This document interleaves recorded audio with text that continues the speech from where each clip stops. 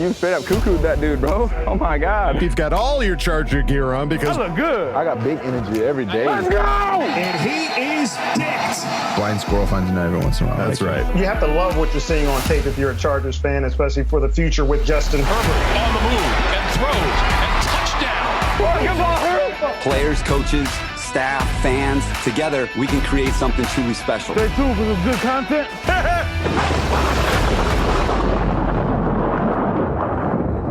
Well, hello again, everybody. I hope that was enough time for you all to collect yourselves, get back to regular business as usual, and be ready for another episode of the Charger Chat. Welcome back, everybody. I'm your co-host, Will Dogson, with my buddies, Kev, Hug, and Duggan. Hi, guys. It's good to be back. It was a few days off, but I'm feeling ready, feeling motivated, feeling excited. Good. To hang out with my friends. Good. We need that. And let's not forget Kyle, the coach, Duggan. What's up, brochachos? We're ready. We're back. We're still in the playoff. We're everything's in front of us still. Keep telling yourself that. Right. Yeah. The Chiefs can only beat us in overtime, so fuck those guys. Right. Yeah. So it's fine. Everything's fine. We're doing good. We're fine. I'm fine. It's fine. I'm fine. Are you How are fine? you? I'm fine. Feeling fine. Fine, just fine. All right. Well, folks, before we start this episode, we need to mention one of the Duggan households became a +1. There was an extra addition. And yes, Kev is now. I didn't do any work. My wife did all the work, but the baby is here. We have a new Charger fan. So he was born on the 19th. And yeah, it was worked out. We didn't have a Sunday football game because that would have made things a little more complicated. But that would have been on awkward. Sunday. He's healthy. Mom's healthy. Life is good. You're good, honey. You're good. You're fine. Yeah. Your phone. 20 hours later, he's here recording a podcast because Josie's just a super woman. Yeah. God. She's currently above me right now with the baby, and she gave me the pass. So I'm here with you guys, and thank Josie for this episode. Yeah. Let's talk Chargers, boys. Yeah, we're thankful to have you, buddy. All right. Well, looking back at this game, I mean, all right. Let's clear it out right now. Hang on, has anyone rewatched it yet? No. No, I didn't watch that shit. No. Yeah, I didn't. I mean, if anything, bring myself to. If anything, I watched. There was a doctor on YouTube that kind of talked about Donald Parham, which we'll get to him in a second. But I can't bring myself to watch the entirety of that game because it is such our games are always roller coasters, ups and downs. But this was just like so punch in the gut, punch in the gut, punch in the gut. It was exhausting. I can only imagine. Game, I was just exhausted. I can and only you were imagine. there, so that can't even. I wasn't even playing. Can you imagine what these guys were going through? All right, no. Like in overtime at the end of the game, I was tired from like cheering. That poor defense was just dead. Yeah. No, they were having a rough time, especially without Derwin James. That was obviously a huge part of it. But clearing the air as far as like the people that were upset about going for it on fourth, right? What is the consensus, fellas? What are we feeling?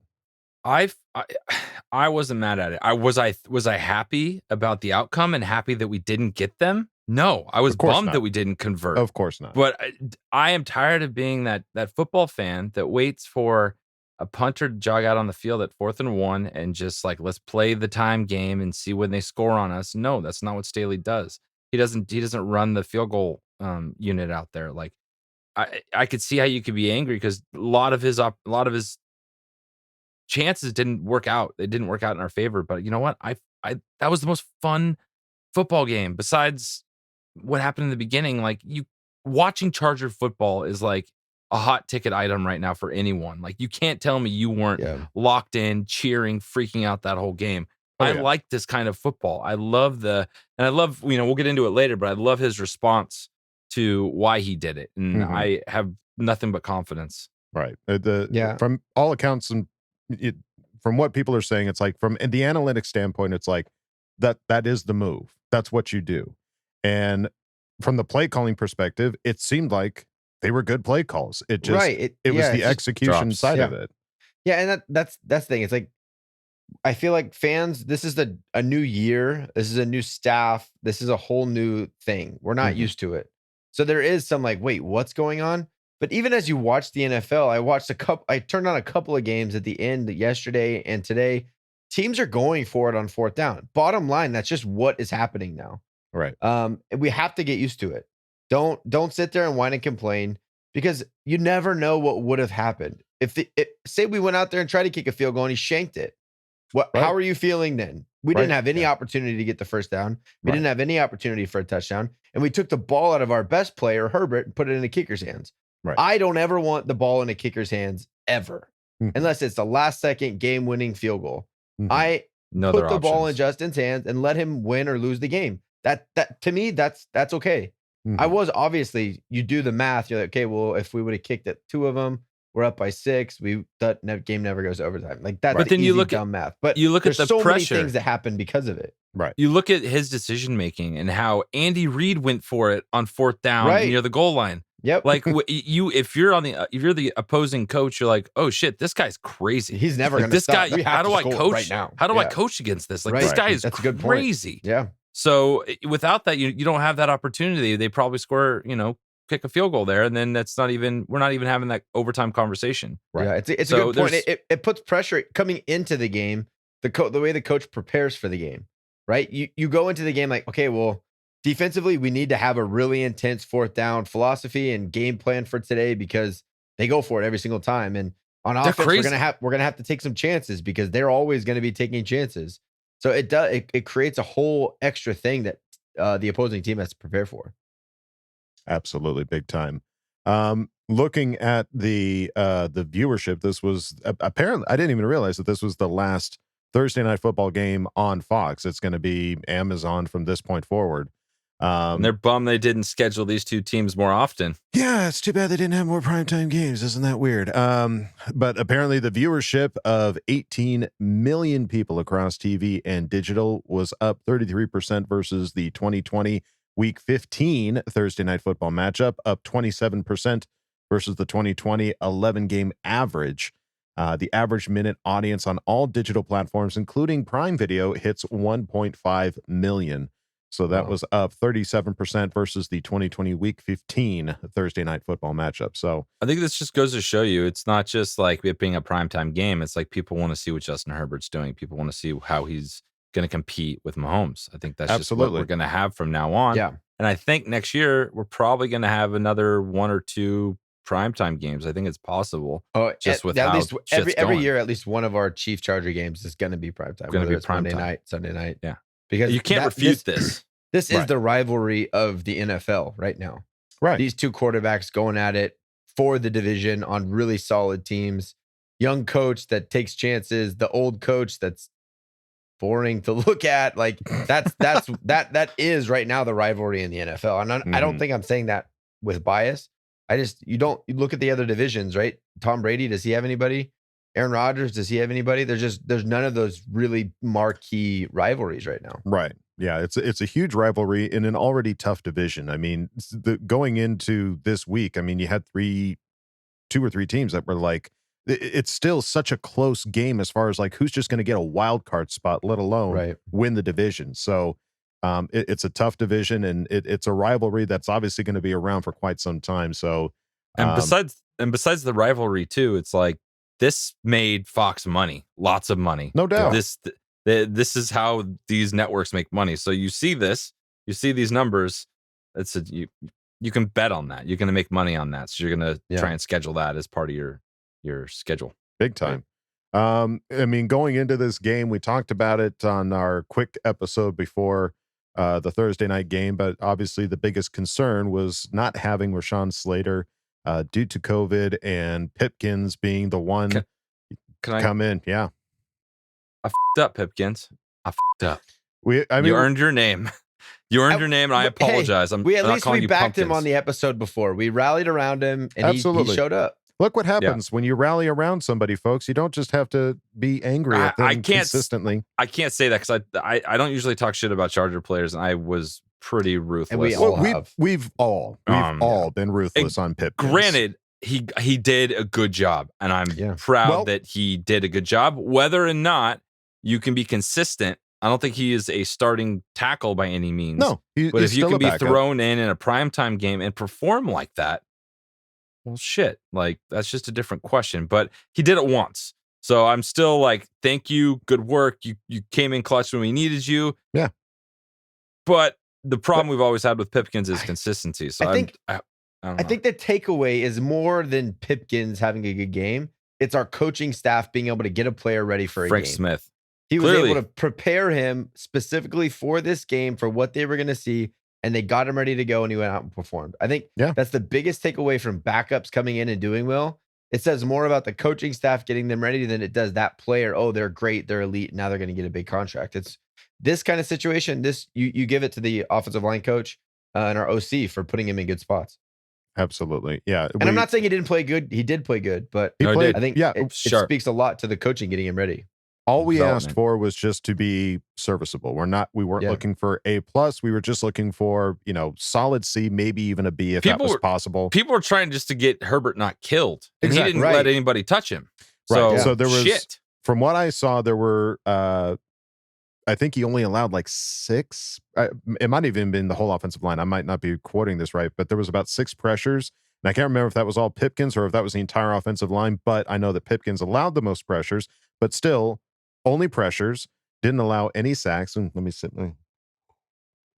Sorry, I needed Sorry, we're listening. We just got to show off the Papa Wolldog's gift that we just got in the mail. We opened this prior. Papa Wolldog sent us all these delightful Charger mugs, all with our monikers on them. Yeah, love you, Dad. Love you, Papa Wolldog.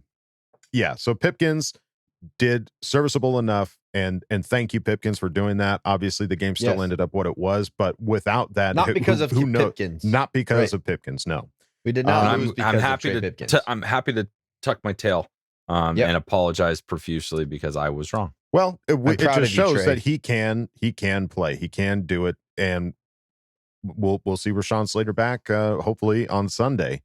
And then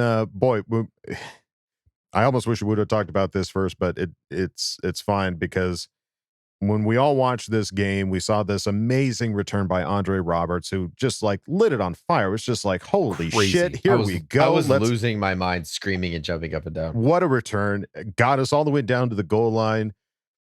3 attempts, not happening. We go for it on that 4th one, and it goes to Mr. Donald Parham, who anybody that watched the game saw just such a bad injury. Like, and it didn't look that bad on rewind. You watched it and you're just like, what happened? Like, I don't understand, but there was no denying what happened to him. You know, like MMA, like when you get the right punch, it's just you get right on the button, and it's just even when it's like the one that back of the ear where you're just like, they're out cold. That's what it feels. Just because he was weird, because he went down with his arm first, and it wasn't like just landed on his head. It was just like shit. Just it was just, honestly, I was going into this game so fired up and so energetic, and like we got the kickoff return and all this, and it felt like all the wind. If all the wind went out of my sails, imagine what it's going to do to the team on the sideline. You know what I mean? And it did for the whole first quarter, but absolutely power to the Chargers. They bounced back after that first quarter for sure. Yeah. But yeah, that was scary, because I was at the stadium. We had no clue what was going on. They never showed a replay on the Jumbotron, rightfully so. We didn't see anything. As he was being like stretchered off, I saw his hands up, so I thought he was doing a thumbs up. But upon watching the replays, he was like I don't know if he was having a seizure or something leaving the field. Man, that is scary to watch. And just such a freak thing. It's not like he got hit by somebody or like it's just his head hitting the ground on a weird freak accident. It was sad. It was scary. It was really scary. For those watching at home, obviously it was scarier because we saw the replay and we saw all the details of him getting carted off the field. And it was a long time. It was deep into the game before we got any kind of an update, which was also the scary part of it, because it was just like, okay, he's going to the hospital looking for an update. Didn't happen. Blessedly, we did eventually find out that he was okay. They were doing tests. And the update that came from the Chargers specifically was that tight end Donald Parham Jr. stayed overnight at UCLA Harbor Medical Center for observation after being diagnosed with a concussion. Understandable. He is resting comfortably, alert, and will likely be discharged from the hospital later today. And Parham responded the next day with a big thumbs up, still in the hospital, still hooked up to everything. saying, I'm all good, everybody. Can't nothing hold a real one down. But I appreciate all the love and support from everyone. It means so much to me and my family to know so many people are thinking about me and my well-being, and God has a plan for my life. So just know I'm coming back better than before. Bolt up. So he's the $1 million man now. He's more machine than man. Obviously, they put a bunch of mechanics in him. He's got robot arms, and he's going to kill it. So I was just so relieved it wasn't like a spine injury or absolutely something, because they put him on the gurney severe. and they took off his face mask and disabled his neck. I was like, what's Just going on? What happened something to him? bad. Yeah. Well, and I will probably be talking about this for weeks to come, but like I don't think he's going to come back this year. Just looking at how coach handled Asante Samuel, and nowhere near what happened here. I think it's safe to say that he probably won't be with us anymore this year. Yeah. Hopefully he can get back with us next year. That's my guess. Maybe I'm wrong. That's just the feeling I get based on. There's just no way. I think as a fan, we're just scared watching that happen. I'm just glad he's healthy. Yeah, that's all that matters. Responsive, talking, and in good spirits. Fernando Ramirez tweeted out that our coach Brandon Staley says he talked to Donald Parham, and he said he is safe and sound. He adds his spirits are high. So obviously that's awesome. What we need to hear. That's what we want to hear, and it seems to be the case. So Mr. Parham, glad you're doing okay. Please stay safe, get better, plenty of rest, do whatever you got to do, and we're looking forward to seeing back out there whenever you're ready to go. All right, gang, and now it is time to talk about our sponsor this week, Symbol. Symbol is the stock market for sports that allows you to profit off your sports knowledge. On Symbol, you can trade sports teams like stocks, and every time your teams win, you earn cash. Use your sports knowledge on Symbol to buy low, sell high, and earn cash payouts when your teams win. Join over 7,000 early adopters who have started to invest in their favorite teams. Visit www.symbol.com. That's SIMBULL.com. To create a free account, and when you deposit, make sure to use the promo code ChargerChat, all one word, for a money-back guarantee. Use the promo code ChargerChat, and your deposit will have a money-back guarantee up to $500. That means even if you lose money in the first 90 days, Symbol will refund your initial deposit, no questions asked. Join Symbol and start investing and profiting from your favorite teams. All right. Well, as we talked about a little bit earlier, we were talking about Staley going for it so aggressively on those fourth downs. Didn't always quite go the way that we wanted it to. And obviously, reporters are going to ask him about this, and he had a response to it. So let's go just get it straight from the coach's mouth, what he had to say in regards to his aggressive play calling. The real football people understand that what I'm doing is playing to the strengths of our football team. And what I'm doing is I'm trying to make the decisions that I think are going to win us the game, that are going to win us the game. And I'm ready to live with all that smoke that comes with it. And I've been very transparent about that. And, what makes football and competition so great is that there aren't going to be perfect decisions, but you need to be able to live with the decisions. And your team needs to know why you're making these decisions so that they can live with them too. And so, I know the way that my mindset is. I know the way that our mindset is around here. And I also understand, Joe, that I understand the criticism too. And I fully understand that as well. And, but I think that we're building something really special here. Even with the question, he still instills confidence. Like I think he said it the best when he said, like, you have to be able to live with your decisions. Absolutely. You know what I mean? And he clearly is able to live with them. He looks pretty okay and moving on and dealing with that smoke. Right. It's just fine by him. Yeah. I mean, he said it earlier on in the season that, we're when the fourth downs were really going in our favor, it was like, we're here to compete. We're not here to participate. We're here to compete. Yeah. And I can recall plenty of situations in previous years where we've been, 4th and 1 on like the 5-yard line or whatever the situation was. And it was just like, come on, just go for it. And they kick it. And it's just like, man, it would have been so sweet to have those 7 points, but well settle for 3, I guess. 3 and you end up losing the game. And you end up losing the game. Because that's what his point was. Like, we're here to win the game. Right. To win I'm not playing to not lose. Exactly. I'm not trying to have them make more mistakes than us and then maybe we get a win. Right. He's saying, I'm going to put it to them. And if we win, it's because we won, not because they lost. Exactly. And I love that mindset because that's how you It's a build a great consistent. mindset. That's how you consistently win. If you go out and beat teams, you can consistently do that. You can't consistently go out there and hope that they play bad enough to lose.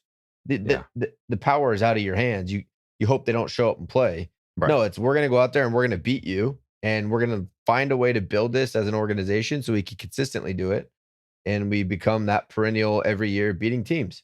Absolutely. Yeah, it's a great mindset to have with this coach, first year coach, guys, first year head coach with the Chargers, and really just making drastic changes that we've yet to see until this year, and it's really exciting. And especially, we always talk about the culture, right? We always talk about we want to change our culture. Right. This is the biggest fucking change to this culture of playing football as a Charger. 100%. Like, as a fan watching this, just feels like a different thing. Yeah. It doesn't feel like Right. Charger football. It doesn't feel like we're sitting there waiting for something bad to happen. It's like, we're going to take it to these guys, and I love it. And you can tell that the players are feeding off that too. A lot of the things we missed were just crazy. Don't get me started on Cook. Like, I don't want to get started on him. Right. But Well, there were so many just slightly almost made all of those plays. You know what I Right. mean? Like, I'm not that worried about it, and I'm glad that we didn't give up. We just kept going for it, and he didn't get gun shy and like, oh God, shit, let me maybe kick this one. How did we Not beat the once. Chiefs the first time?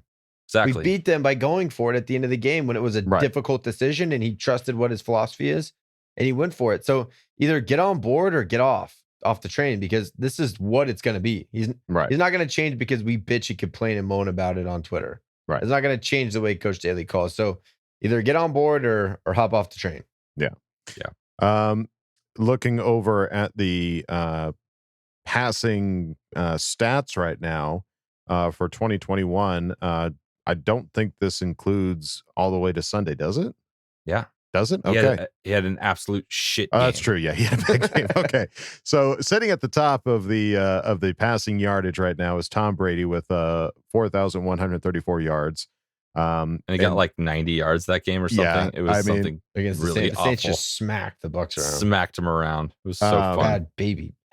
Yeah. Bad baby. The guy I'm playing against in fantasy had Tom Brady, which was great, but he also had Jonathan Taylor and not some other guys that had, just like racked up a bunch of points. So I don't know if I'll make it through this week, but right behind Tom Brady, more importantly, in the passing yard stat, is Justin Herbert right now with 4,058 passing yards this season. So to think that we could have like the number one quarterback in terms of passing yards is crazy. yeah, It is sophomore slump, wild. baby. right. Yeah. In his Wild. second year, Slumping hard. second year is wild to think. Yeah. Patrick Mahomes is only behind him by 6 yards, but there are 3 games left this year to play.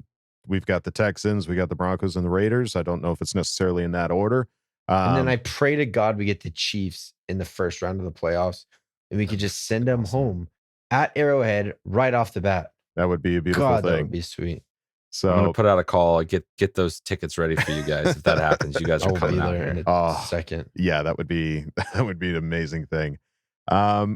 Looking over at Twitter again, Chargers Country tweeted out that Justin Herbert and Rashawn Slater lead the AFC quarterbacks and tackles in the Pro Bowl vote.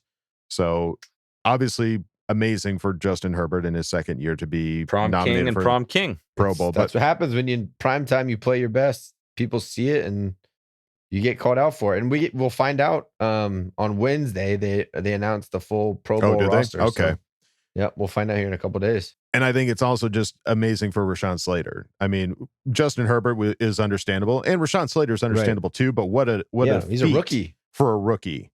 Yeah, Crazy. rookie Yeah. tackle. Yeah, That would be insane. And as it stands right now, he's leading the pack. So Rashawn, keep it up. And then Elena Getzenberg tweeted out Pro Bowl update. Justin Herbert has now passed Josh Allen for the AFC QB with the most fan votes per the NFL's release. No Bills players finished with the most votes at their position in the conference. So sad for the Bills, but It wasn't specific. I just saw that and I was like, I'm going to throw this in the outline because that's nice. It's always nice to leapfrog somebody. Yeah, and who better than Justin Herbert? They came out hot. Just the Bills did with Josh Allen. Yeah. And they were Super Bowl favorites there for a couple of weeks, and the entire waiting to pounce. The entire NFL is been really weird, especially this past couple of weeks. I mean, you see Cardinals losing to the Lions. Yeah, guys, we could win the Super Bowl for sure. Lions if Cardinals getting their can lose to second the win. Lions, anything can happen. Yeah, so that was crazy to see, and other teams, Tampa Bay getting shut out by the Saints, out of this world. And then Daniel Popper with his ray of sunshine tweets out all the Chargers Don't kill the players. messenger. Don't shoot the messenger. I just think it's funny. Apparently we had a slew of Charger players that ended up on the COVID list. As it stands right now, we've got Joey Bosa, Corey Linsley, Chris Rumpf, Tavon Campbell, Kamon Hall, Trey Marshall, Andre Roberts, and also not on this list is Austin Eckler. Also ended up on that list as well, but he is vaccinated, so he's still to be determined. But yeesh, what happened? Bowie. That's what I'm calling from now on. Joey Bosa. Bowie. Yeah. Bowie is unvaccinated, so they've already ruled him out. Yeah, he's done. He is already out for this Sunday's game against the Texans. I'm not saying this is. I think if you were going to run into a week like for this to happen, like I guess it's not the worst week for this to happen to Joey Bosa. Right. I'm not taking the Texans lightly, but like you're not running into playing, the Chiefs this are isn't like the one Chiefs of these people game, we need. So hopefully we can, as long as Justin Herbert doesn't show up on this list, and a lot of these guys that do show up on this list early in the week are vaccinated, because last week we had to deal with the Thursday game, so that was just stressful. Mm-hmm. A lot of these guys could clear the protocol by Sunday. Yeah, but even Keenan, like he's vaccinated. He got on the list on Monday. He didn't play the next Sunday. Well, I mean, these guys he got on later in the week though. It wasn't Monday, so hopefully there's not a lot more cases. Keenan was Monday, and that's why the tracing for the other two guys, Mike Williams and Chris Harris, they were able to get off. He tested positive on Monday. So like there's no guarantee that any of these guys, one, we don't know if they're asymptomatic or if they're like sick. Right. And two, we don't know if they're going to test negative twice in a row in a 24-hour period. So that's just the sucky thing about COVID. It's like, who knows? Like it's not like he tweaked his ankle. He's not going to practice, but he should be good to go. Right. It's like who the hell knows if these guys are going to play. Right. And these games are going to happen no matter what, as you can see by the Browns and some of these other teams are going to be playing some football. Could push them back. They could push them back apparently. Again? Another time? Why time? not? If they already did it for these guys, they have to do it for everybody if that's the thing. Right.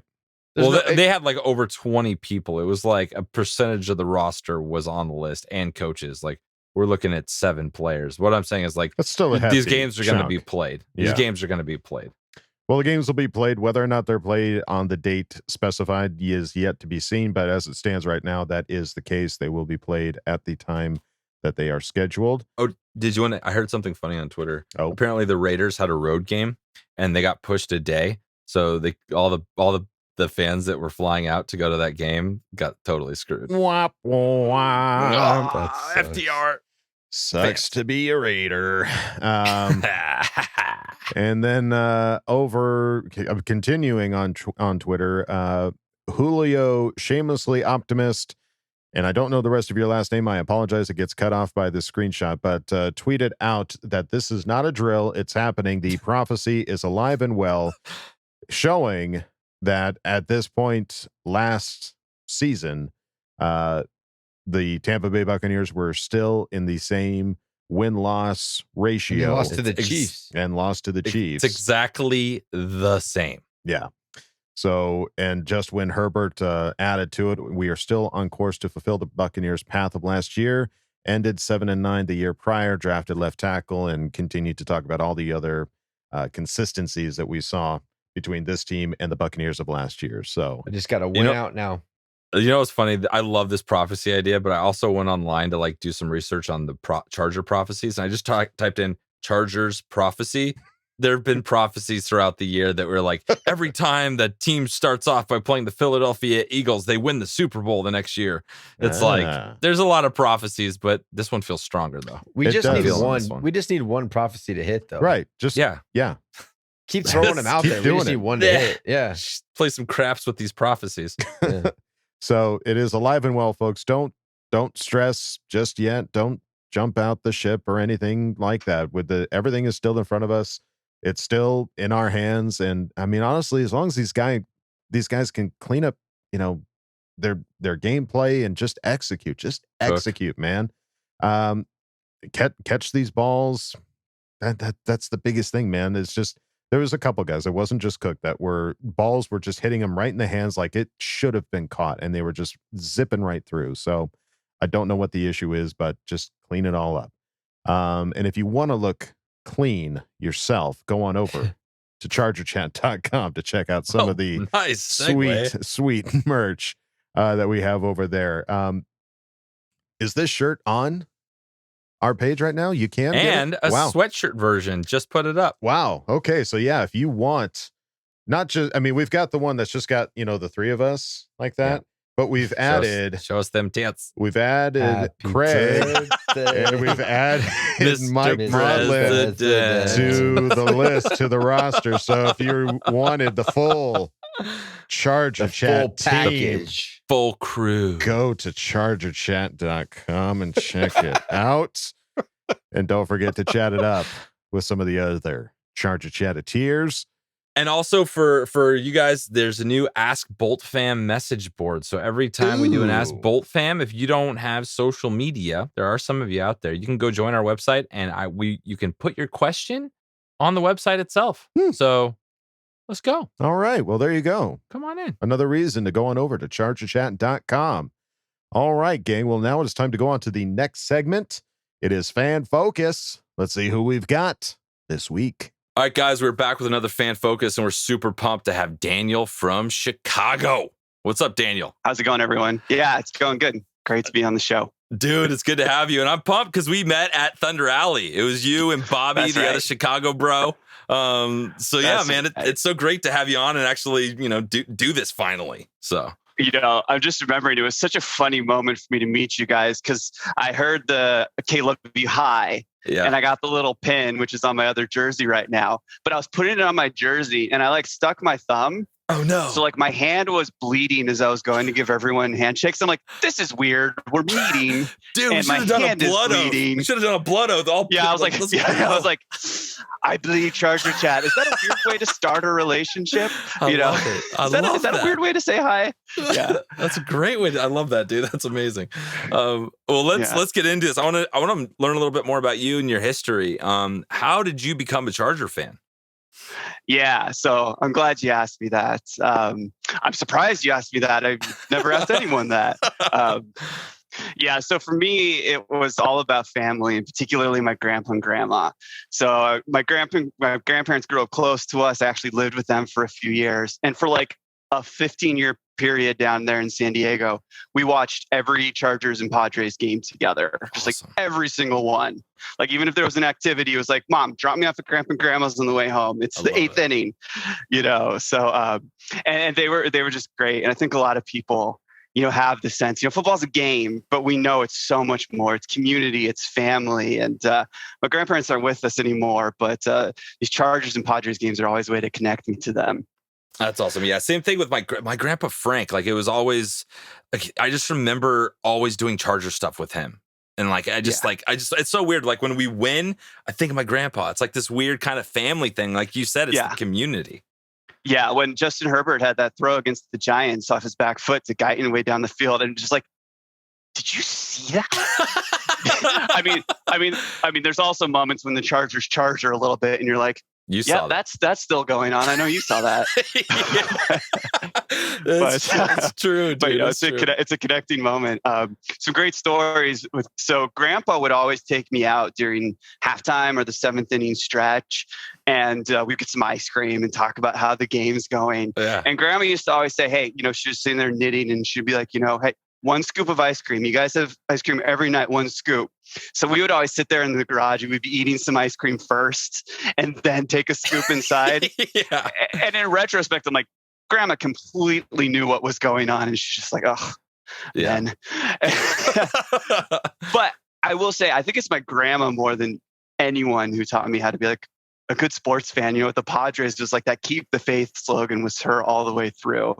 I remember just like the everyone knows this game, the Nate Kading game in the playoffs. It's raining against the Jets. I remember after that game, I was probably reacting the same way I would react to that game now, but it was like I was a kid, so it made a little more sense. Now I'm just an adult who reacts like that. Yeah, exactly. As so many of us are. But, you know, I just remember she said to me, she's just like, you know, he's your player on your team, and I'm sure he's even more upset about it than you are. And I'm like, as a kid, I'm like, oh yeah, that's wise. That's like that's a great way to think about it. Yeah. She was like, she would love the podcast. I mean, not some of the body humor. That was more me and Grandpa in the garage. But you go out there in the garage, have some ice cream, and listen to that part, and you bring it in. For yeah. They bring it in. But I would have to say, like, my grandmother would have to be the OG shamelessly positive fan. Nice. I got to go over to the Padres side for this one, but I'm going to tie it back into the Thursday game with the Chiefs. I remember a lot of you guys are Padres fans. Some people will know these names. So just a random game, maybe 10 years ago, probably more than that. We were playing in Milwaukee. We were down 3 runs. It's top of the 9th. There's like 2 outs, bases loaded. And of all people, D'Angelo Jimenez is coming up to hit. And as a kid, I was like, oh, D'Angelo Jimenez is the worst. And so he comes up and I was like, why can't it be Ryan Klesko or Phil Nevin coming to hit? And my grandma's just like, you know, you got to believe in your guys. You got to support them. Who knows? Maybe he'll hit a home run. I don't know if it was the exact next pitch, but like during that at bat, pop, D'Angelo Jimenez hits a home run. And I'm like, oh, damn, Grandma's right. You know, she wouldn't rub it in the face. She'd just be sitting there knitting like, yep, that's what I said. Just shoot you a quick look like, wink. Yeah, but that one came into my head because I was like, when Pipkins and Tillery both had good games against the Chiefs. I had a feeling where you were going with this. Yeah, I was like, Grandma would have been all over that. And she wouldn't have rubbed it in her face. She just would have been knitting like, hey, you know, Pipkin's trying his hardest. He's our guy. We got to support him. Yeah. No, it's true. And I wish I had a little bit more of that because he played his balls off. He busted his ass that game and did everything we didn't think he was going to do. So it's some she was a very wise woman. You should be proud. She was. She's great. She's glad everyone gets to hear just a little piece of my grandpa and grandma because even they were members of the Charger community before Twitter and podcasts. But, you know, I'm sure there's just a million stories like that people have with their families, and glad I get to share a couple of them. Oh, that's awesome. I'm going to share this one with you real quick because it's the coolest thing I've ever done with my grandpa. It's not Charger related, but I was like 9 years old and I was walking with him we just got done the grocery store, walking to go to our car. Some guy comes up to him. He's holding my hand. We're walking to the car. Some guy comes up to him, tries to steal his wallet. My grandpa turns around, one shot, knocks this guy out. Doesn't say a word, grabs my hand, and we just leave him in the middle of the parking lot, just laying there like that was a mistake. And he was like a 65-year-old man. So, dude, greatest generation. Dude, for sure. I can't live up to that. There's no way I'm going to be able to pull off stuff they did.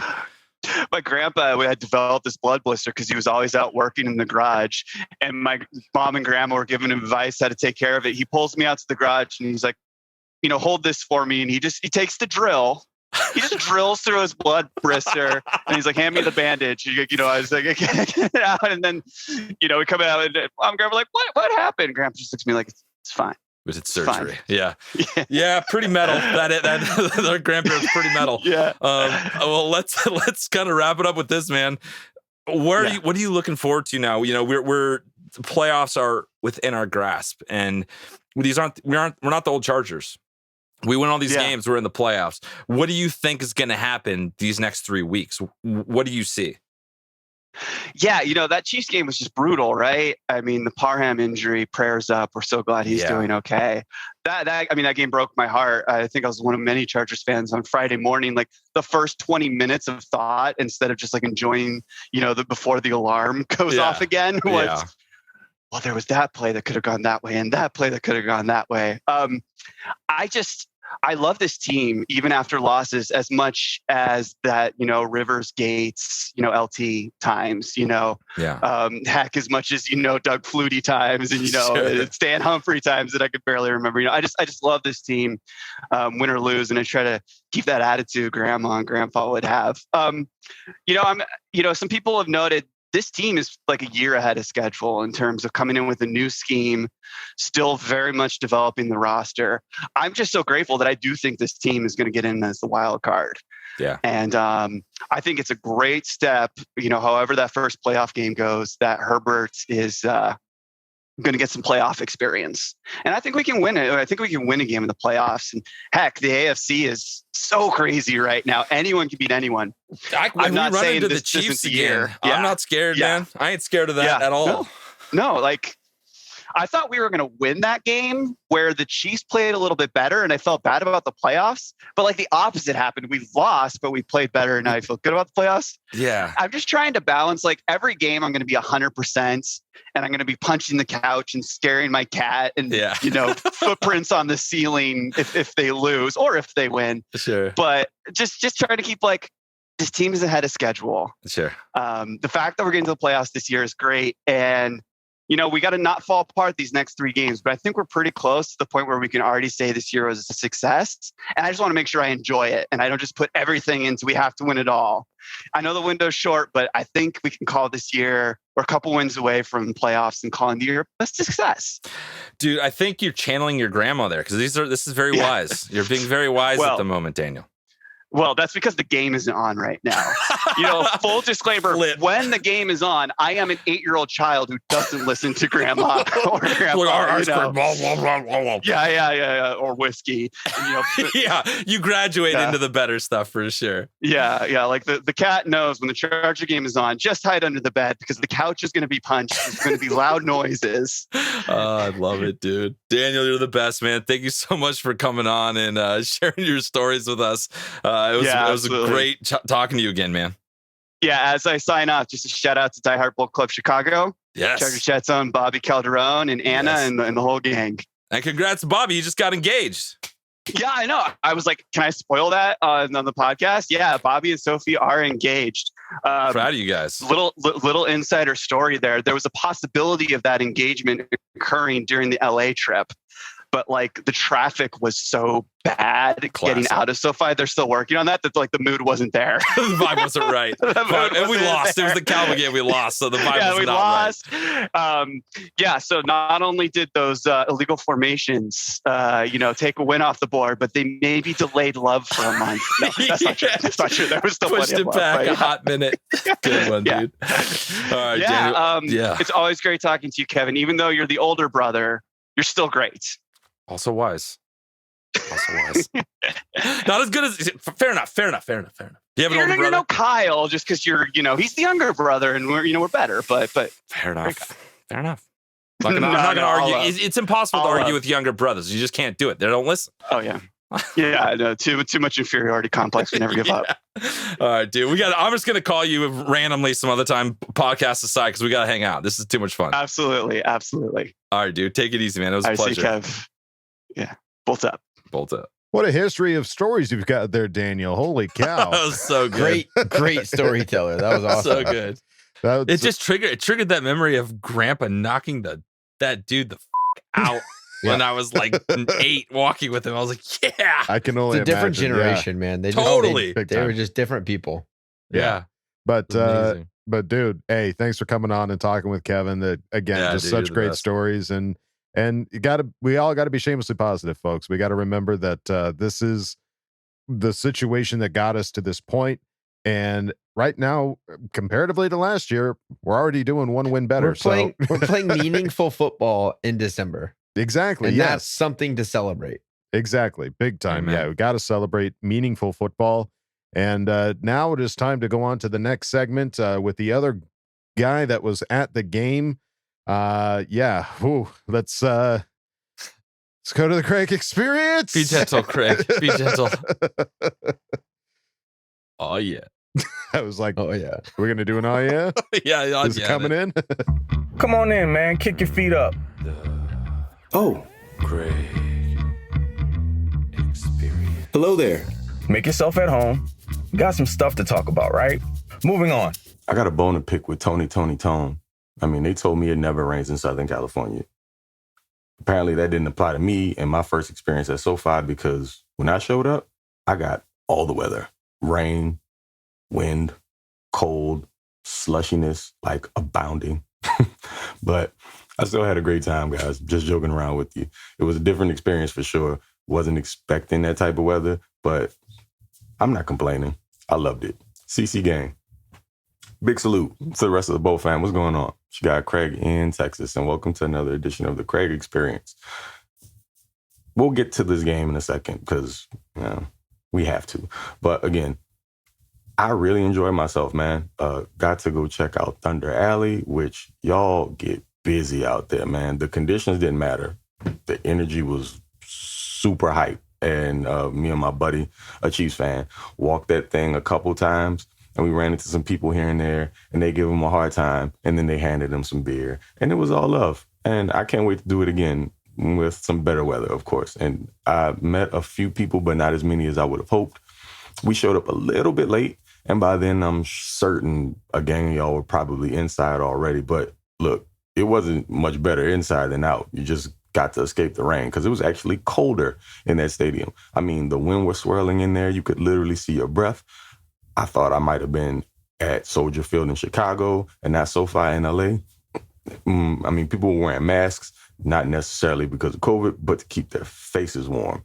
Yeah, it was different in there. But again, the energy was hype. And I'm not trying to hear anything about the Chiefs took over that stadium. That was my first time in there, and I saw nothing but lightning bolts for the most part. Let me be honest. For the most part, I saw lightning bolts, powder blues, whites, royals, literally everything across the Chargers spectrum you can name. It was in there, and they were in full throat when they needed to be.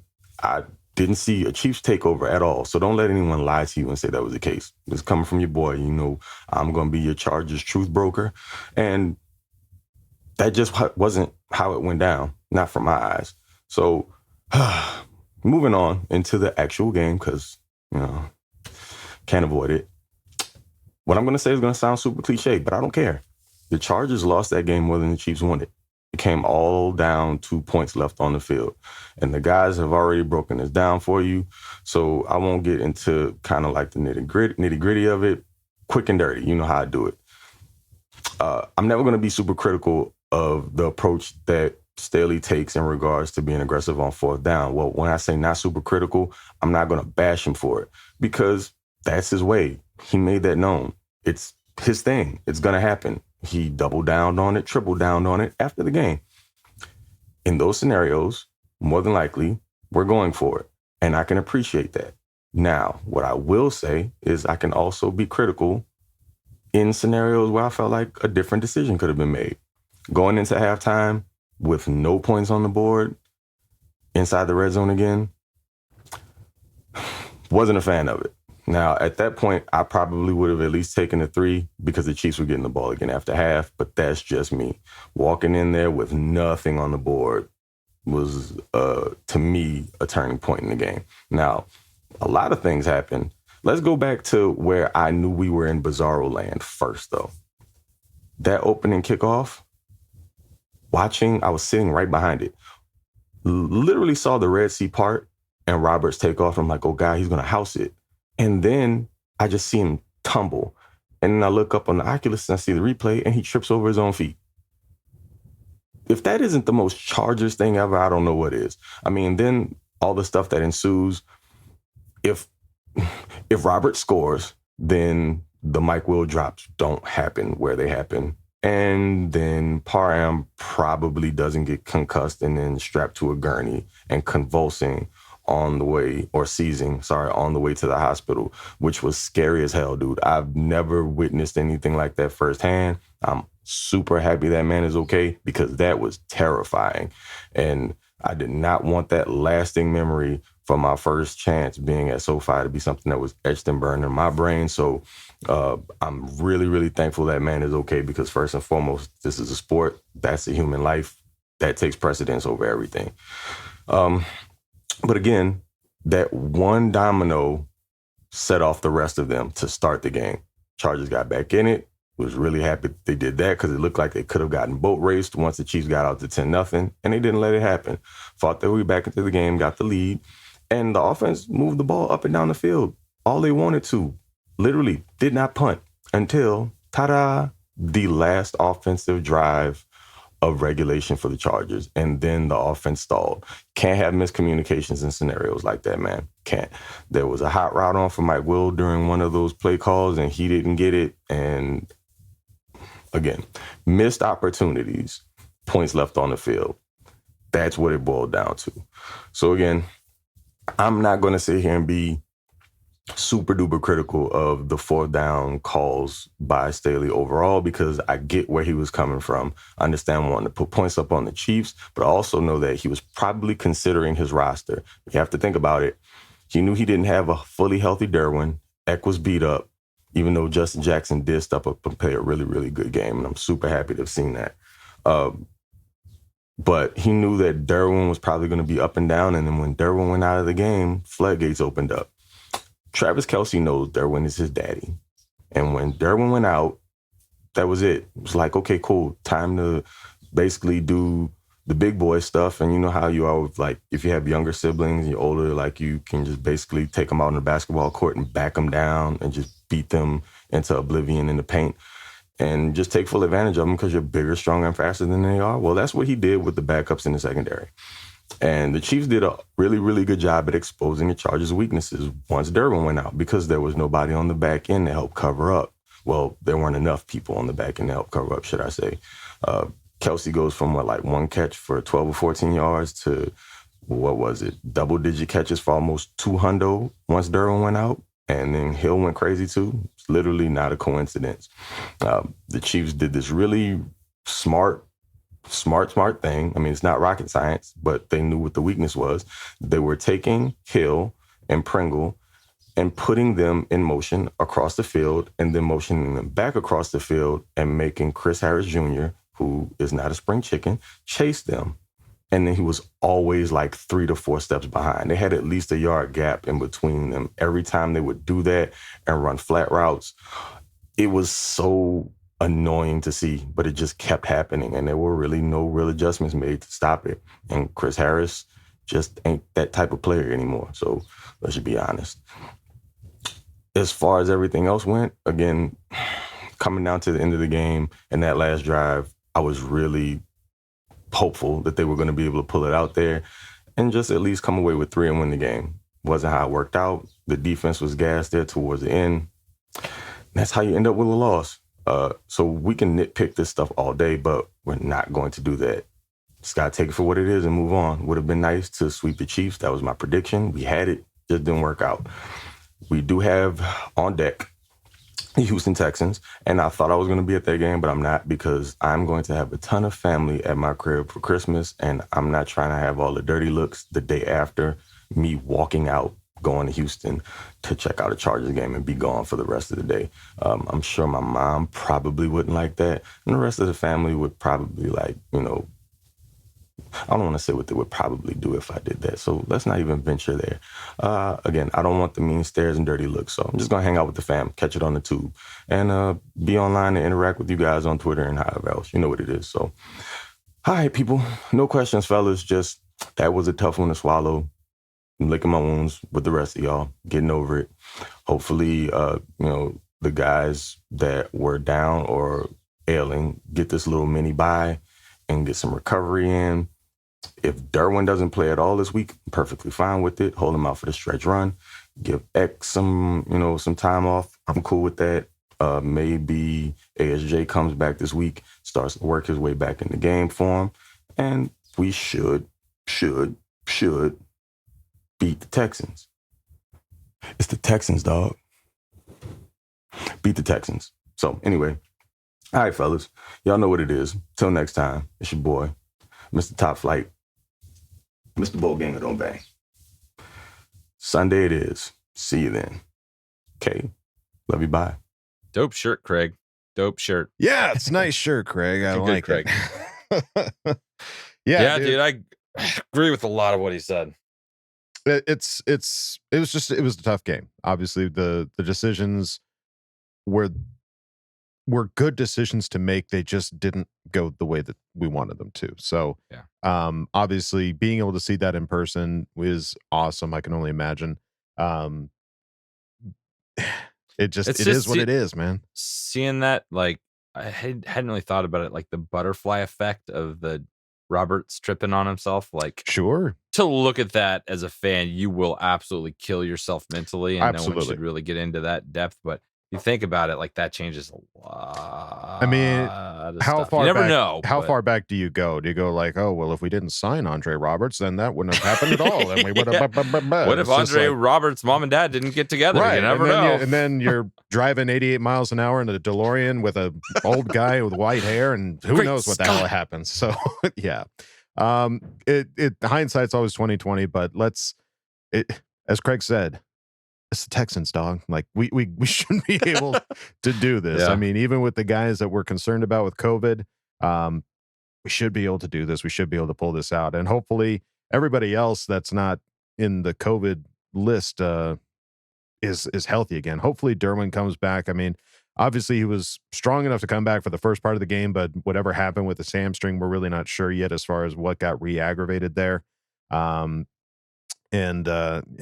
mean, that was just such a crucial piece of it. And hopefully ASJ, hopefully he's back as well, because man, I just want to know, like, what's the game plan with him? Like, is he healthy enough to come back? Like, why isn't he back yet? Because he's cleared concussion protocol. We do know that much. So like, why is he not back? I'm not saying that you've got to push him back in if you don't feel like he's ready, but if that's the case, I just want to know that that's the case as a fan.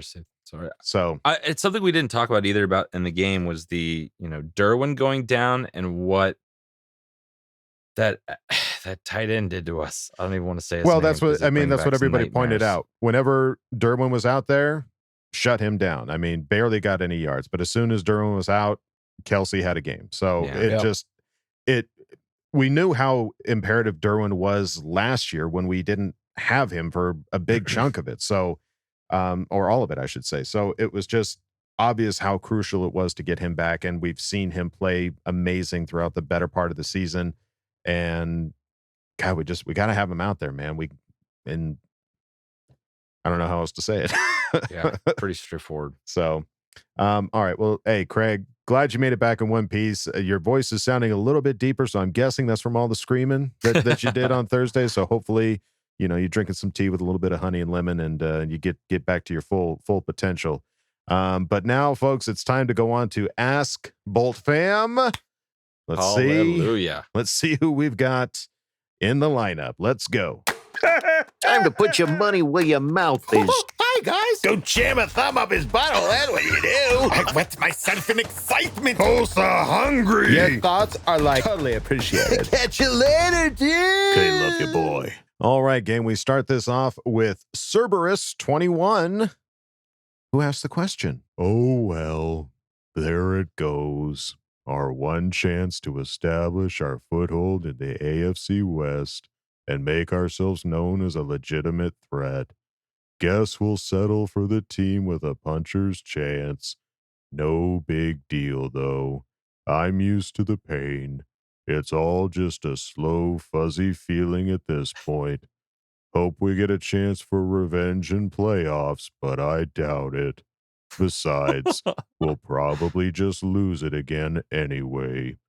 What do you guys do to cheer up to try to have a good week after? Have a good week, Bolt fam, which I doubt we will. Oh, yeah. I had to get this out of the way, like right off the bat, because God. Come on, dude. Stay shamelessly positive. It's the Charger Chat podcast, for Pete's sake. Yeah. I had to do a full crazy 180. Like literally, I had to get my wife gave me like 5 minutes to deal with it, and then step the fuck up and quit whining, because I was Stop like whining. we were like the baby was imminent. She's like, I'm not doing this with you being a little whiny bitch. I'm like, all right, 5 minutes. Give me 5 minutes. Give me 5. So I did it. I literally just did it, put it down, and I just picked it back up when we started the podcast. There you go. You just locked wild. yourself in the laundry room, gave a big loud scream and a cry, and you came back out and you were good to go. Yeah, I just smacked myself around in the bathroom for like 5 minutes. I guess, how are we not a contender? If you take the number one team in the AFC right now, that's what the Chiefs are after that win. You take them to overtime. You should have beaten him. You already beat him Coin once. toss, different outcome. How are you not a legitimate threat? Like how do you go from you play a game like that? Yeah, I get it. We should have won, but we didn't. You could go down that path that we don't win that game, but you're still a contender. Like I don't think anyone that wins the division and they draw us first round of the playoffs, they're not going to be excited about it. No, the fan base is not going to feel confident about it. That means you're a threat. That means you're not just skating into the playoffs with a 500 record. Yeah, and your quarterback's about to have the most passing yards of any quarterback in the NFL. We have a Pro Bowler in the second year. Like we are. Anytime you have a quarterback that's a Pro Bowler, you're a threat. Bottom line. And so, yeah, I think we are. Like we're not a puncher's chance. We're a real threat. We're a contender. I really do believe that. I think it's before we become the Super Bowl favorite. That might be a couple of years. Or that might be a year. Next year could be that type of season. But this year, I still think we're, especially in the AFC, where who knows who's good, we're definitely a contender. Consider yourself threatened, okay? Yeah. Consider yourself threatened. So buck up, Cerberus21. It's all good, but thank you for asking the question. Let's move it on now to Senora Snappy, who asked the question. Hi, guys. No question this week. I wanted to share a shamelessly positive story about being identified as a Charger fan. While I was checking out of a store on Wednesday, the cashier noticed that I had on Chargers-related gear. After the rather Captain Obvious statement of, "Oh, you're a Chargers fan." Typical Chargers. This former San Diego Chargers fan shared her bitterness regarding the team move to LA. I quickly realized I had two options before me with this former fan. Say, "Thank you for sharing, have a nice day," and exit the building, or slime this woman with shameless positivity to steer her back into the fandom of this team we're all excited for. I chose to slime. I gave the cashier a condensed version of many positive things that the Chargers have done this season and encouraged her to watch the team for the rest of the season. When the cashier heard the Chargers were playing the Chiefs, she said, "I hope they kick their ass." So thank you guys for always encouraging Charger fans to stay positive in the face of negativity. Hope that you all have a wonderful holiday. K, love you, boy. Bolt up. Senora Snappy. There you go, gang. Slime his ass. I love it. Slimed him. Slime that. Yeah. Love it. I love it. So yeah. I don't know what it is. I feel like lately, every time I wear some kind of Charger related gear out, I will come across somebody who was a former Charger fan up here in Idaho, and they're just like, couldn't support him. Couldn't do it. Couldn't support the move and blah, blah, blah. And it's just like, dude, this is the time to be a Charger fan. Like, and they live in Idaho and they couldn't support a move. Couldn't support a move. I was at a restaurant. You obviously like you don't support San Diego that much. You left. Like, so what's different? So what? Yeah, what's your excuse, buddy? Yeah, we don't want you anyways. You left San Diego too. Yeah, it is just wild. It's wild to me too. Like there's like these like sports personalities that have just been waiting for the Chargers to lose a game like this, just so they could jump on and say the Chargers don't have fans and all this shit. Like I don't know what you're watching because that we were loud as shit. Kyle sent us videos of what it was like in there. It was rocking. It was loud for sure. Like if Patrick Mahomes has to do this, sold out. It's loud. It wasn't a sold out Charger crowd, but we had all of the noise that you need to be a home field advantage. There you go. It was loud. Like exactly like Adam said. If a quarterback's doing this, means they can't hear it from their mics. That means you're doing a good job as a fan base. Big time. Well, and like we always talk about, LA is the place to go see your team play, or Vegas is the place to go to see your team play. If we're a 70% turnout, 70 to 30, 65, 35, like that's huge for us. Like that's a good start to really taking the stadium back over again, and that's home field advantage.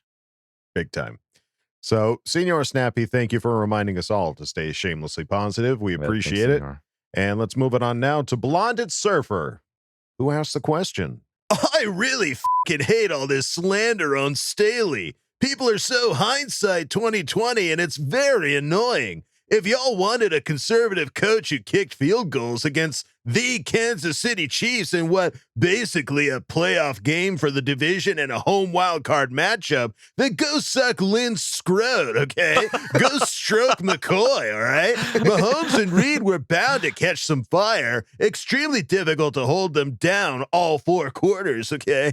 Like, Staley called the right decisions. The only one I think he could have taken the 3 points was after Bosa strip sack Mahomes. Also, let's not forget about the butterfly effect, okay? Like, if we kick the first 4th down, the rest of the game breaks down differently, all right? Like, I'm riding Staley's train till the wheels fall off, man.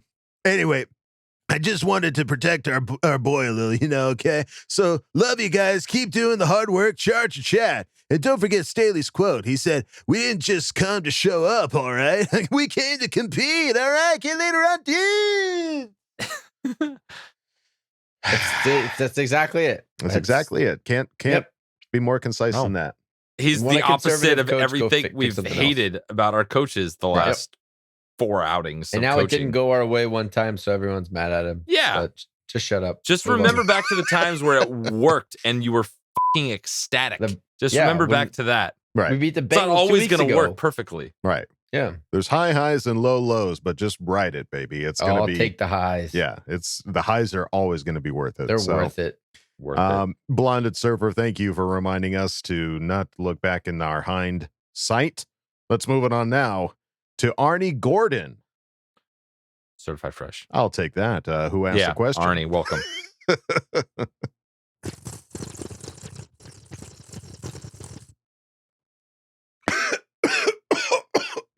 Dudes, how did Pipkins do? Do you believe Staley now when he kept Trey? Oh, that was a good hit.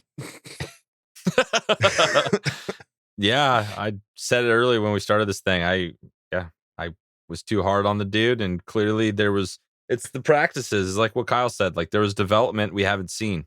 He hasn't played any football really this year, and the couple plays he got in there, it really reinforced our thoughts on him, like him getting blown up and some bad things happening. But clearly, Frank Smith and those guys on the offensive line are teaching him up. He was a prospect coming out of school, so it's wild. I feel weird saying it, but go work, man. Go work, Pipkins. Yeah, and again, I think it says a lot about what Staley believes in his coaching staff too, that they could get him ready to go, because they did help him a lot. Like they put McKitty was over there helping him a lot on a lot of even passing situations.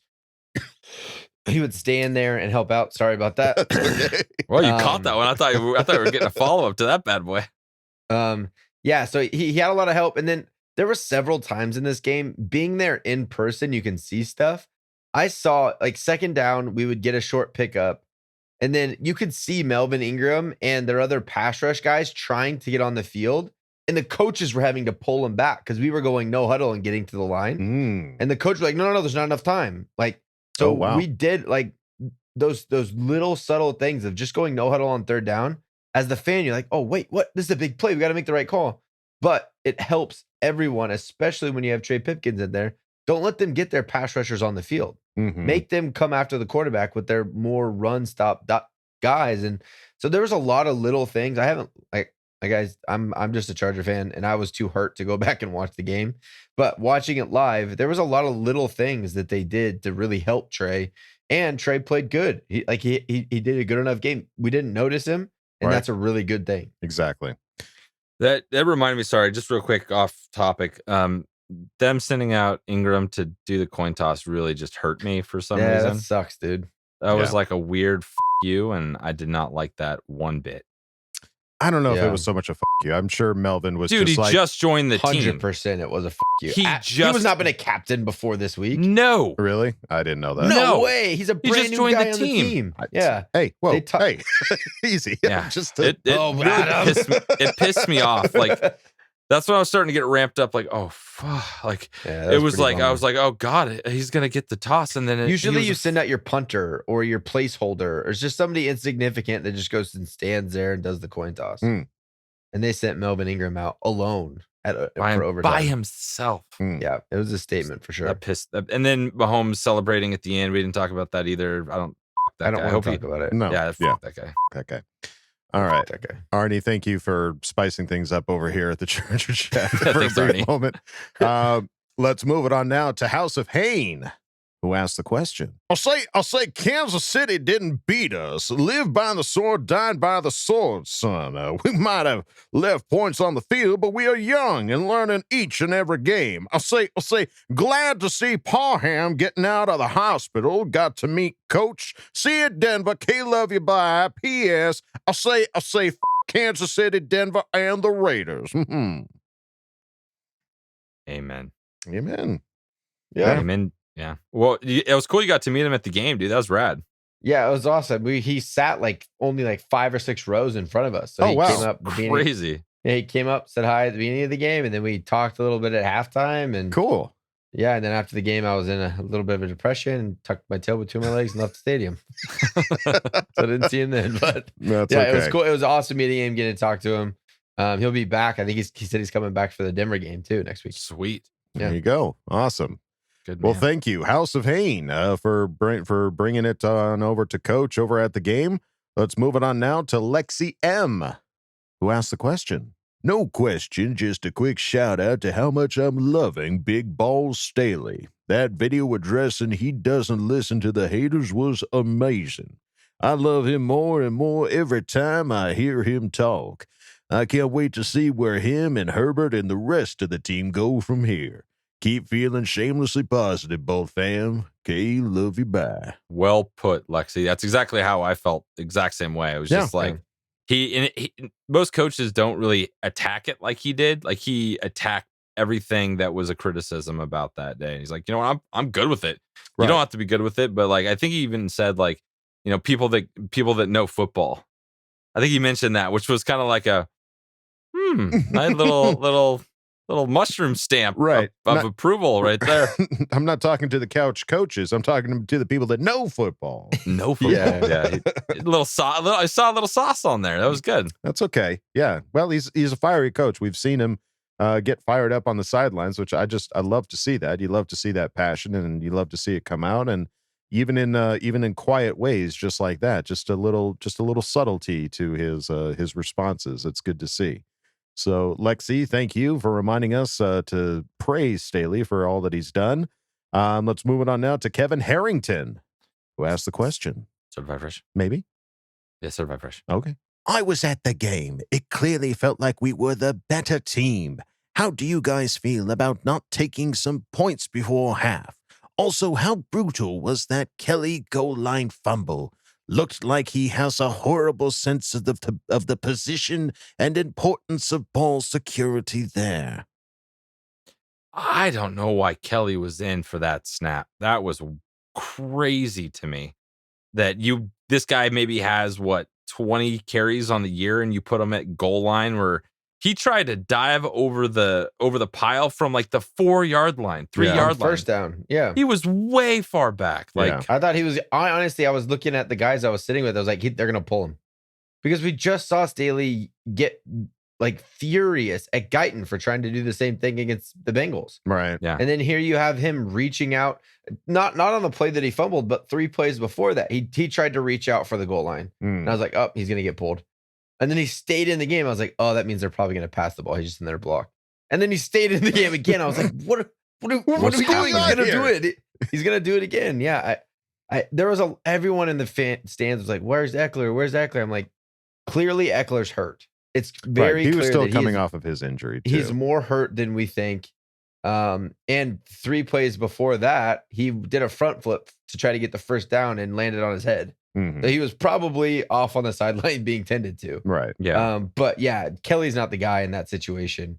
He's just not. Give the ball to Gabe Neighbors. Let him try to full back his way. That's what I was thinking. Yeah. Give me a couple neighbors up the gut, dude. Yeah. Yeah. Josh Kelly has fallen down the depth chart, especially Justin Jackson, I think, secured up that number 2 spot with his performance in this game as long as he's healthy. Mm-hmm. But Kelly, yeah, that's unacceptable. Like coaches over and over said that's not what we coach, and he's still doing it. Yeah. He just wanted the glory of the touchdown instead of listening to his coach and doing what needed to be done.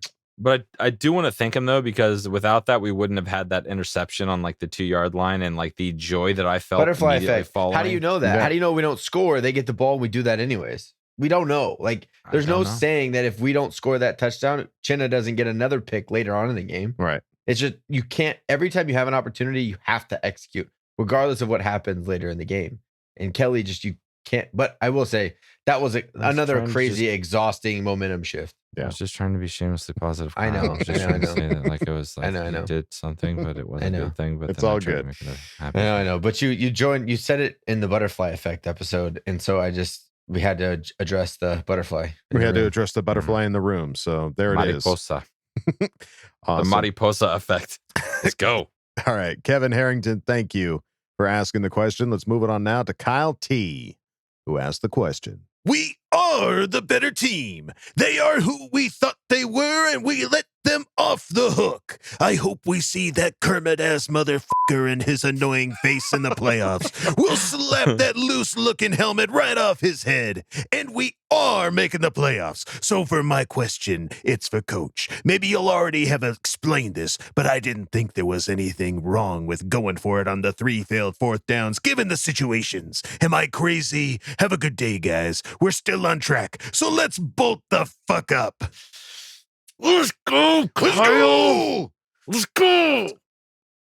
All right. Yeah, So are we crazy? Just to answer the question, no, those were all the right decisions. Like, if that's gonna be our philosophy, do it. Right. If he just picks and chooses random times to do it, then it's like, what are we doing now? Why are we doing it now? Take the 3 points, but this is he's consistent, right? You know, like, why are we trying to fight what he's consistently done all year? It's just, it's what we're gonna do. Right. If he didn't go for it, we would see an article the next day saying that, like, well, analytics said that he should have gone for the touchdown, and and he's not going for it on 4th and 10 or 4th and 6. They're like it's inside the 5s, right? And and they're 4th and 1s. Attainable. It's like, let's go get it. Yeah.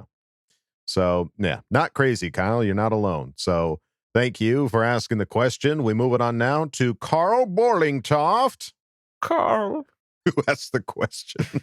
As a European, the overtime rules in the NFL seems batshit crazy to me.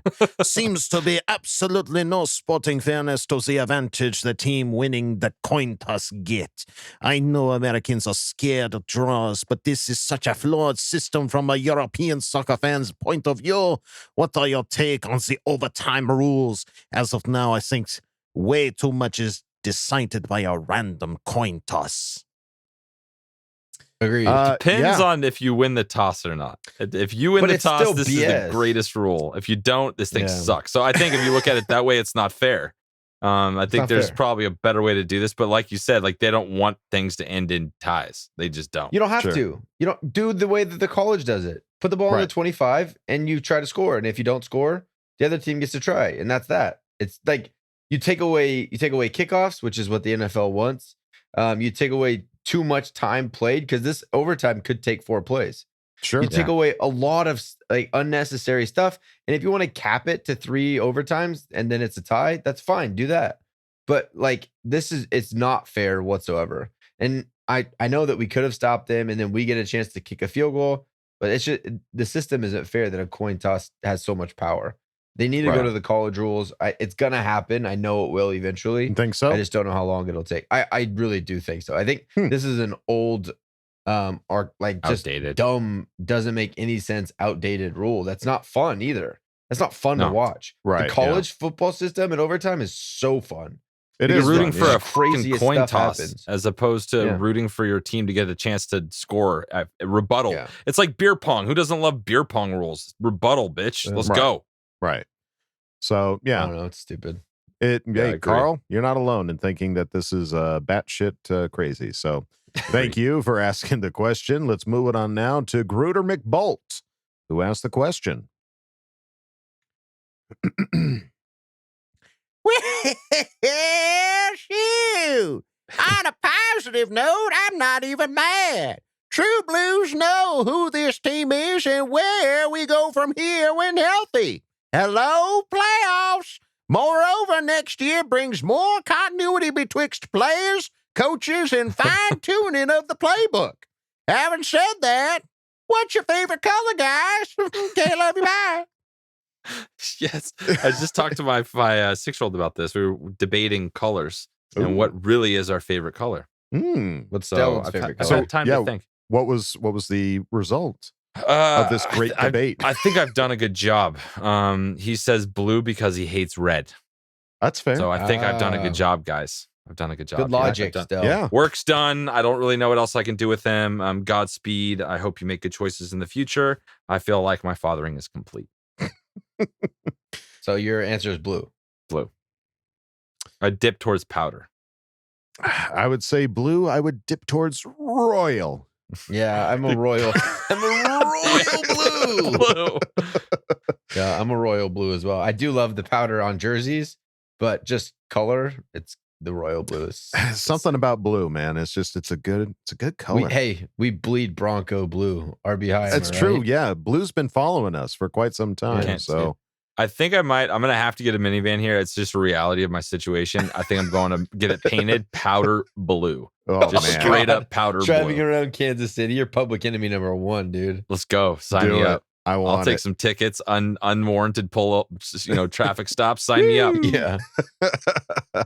Would love to see it. Hey, Gruder McBolt, thank you for asking the important question. We moving on now to Jeeves. The D is silent. He's silent. Who asked the question? Groot, what the hell are you doing? Get your face out of that screen. Always on that damn thing playing games. I am Groot. What the hell are highlights? I am Groot. Whoa, watch the attitude or I'll introduce you to my torch. Now show me these weak human highlights. I am Groot.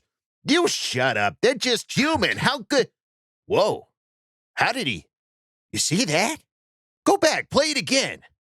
What a cannon. I want it. I am Groot. What do you mean it doesn't come off? That's his arm. It's got to be the most powerful arm on the little planet. So naturally, I want it. You realize how far I can throw grenades with that arm? I need it. I am Groot. All right, I just thought it would be cool to hear Rocket swoon over Herbie's arm. So anyway, you guys most likely went over this, but I want to say it anyway. First off, I'd like to give a formal f*** you to the fans who thought it would be a good idea to chant their shit during a f***ing injury. Jeez. Yes, the douchebaggery doesn't end with that Mahomes family. Our boos pretty much drowned it out quick, though. Proud of the Boltfam for that. Also, I know it's like almost cliche to say now, but holy shit, monkey, those refs were fucking horrible, right? It's so ridiculous. As ridiculous as these drop passes we're having. Just crazy. Parhead gets an obvious pass, but the Cook, on the other hand, that was just... Lastly, people around me at the game were bashing Staley for the 4th down decisions, but we praise him when it works, so we just gotta ride with him and be ready for the smoke when it doesn't. You see Mahomes celebrating after the game like he dominated us? So glad we have Herbert and not that douchebaggery of a QB and his family. Well, all right, fellas, as always, till next week, and bolt the f*** up. Oh, yeah.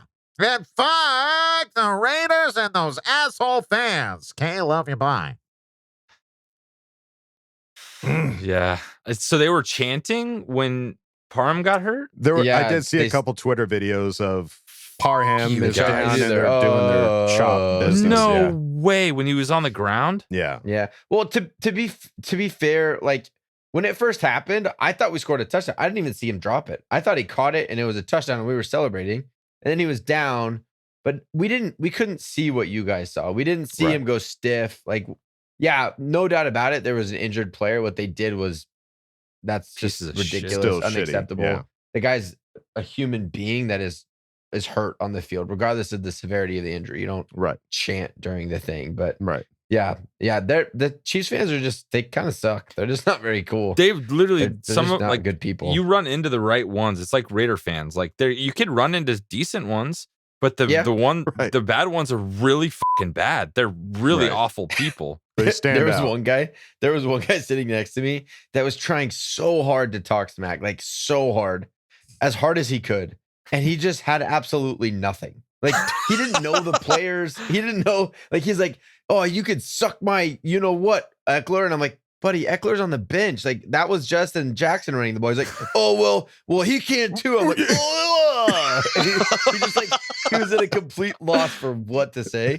And then by the end of the game, he was like totally chill, like talking to us. Like he's like, oh man, I don't even know how to talk to these guys. I guess I'll just revert back to being nice. I don't know what to do. You Like, alphaed him, dude. He had to go full beta to assimilate. Yeah, it was cute. It was cute. He's trying to talk smack about everything, but yeah, they're just not. It is what it is. Mahomes sucks. Nobody likes Mahomes. He just. I watched him walk on the field from the sideline to the huddle. He walks like a pregnant, flat-footed woman. He really does. Like his belly leads him, and his feet don't move off the ground. It's the most. Watch next time you see him, think of a pregnant, flat-footed woman. Yeah, it's what it is. All right. And I found it funny that the way he was celebrating when he did basically like a 10-yard pass to Kelsey, and Kelsey did all the work. Right. And he's like, yeah, you, I did it. Me. He was like pointing at himself. I'm like, wow, dude, you suck. Like somebody made a good point. Like Phil had that same kind of energy. So we can't be too upset when it gets flipped on us because we don't have that energy anymore. Herbert isn't doing that shit. Like Joe Burrow, you know what I was thinking about too? Because we talked a lot of smack about Joe Burrow the other week. Mm-hmm. Joe Burrow, I feel like, is a little Phil. Is he? He's that same kind of guy that if he's not on your team, you hate him because he talks smack. He's in the media, but he goes out there and puts up. He's a competitor. He plays through the little dings and the little injuries. I really think that Joe Burrow has that kind of attitude that if he's not, that's why everyone says he loves him so much. Like he's that guy that you really like to rally behind. Mm-hmm. And Mahomes, I don't know. I don't know how anybody rallies behind that guy. He sucks. I think there's a fine line between like confidence and maybe even cockiness to just being a douche. Like there really is a fine line. So I don't see the comparison to Phil whatsoever, but that's just to me. Mahomes. No, I think Burrow is very similar to think Phil. so. I'll have to keep a closer eye on it next time I see him play, which will be whenever the Chargers play him. But hey, never. Jeeves, few years. Yeah. Jeeves, thank you for asking the question. And let's move it on now to Get Some Sports. Sweet. Who asked the question? Sweet. Why have they put Kenneth Murray in the position he is in? Bolt Chat coach, I need some clarity on why he has regressed after he seemed to finally find his spot.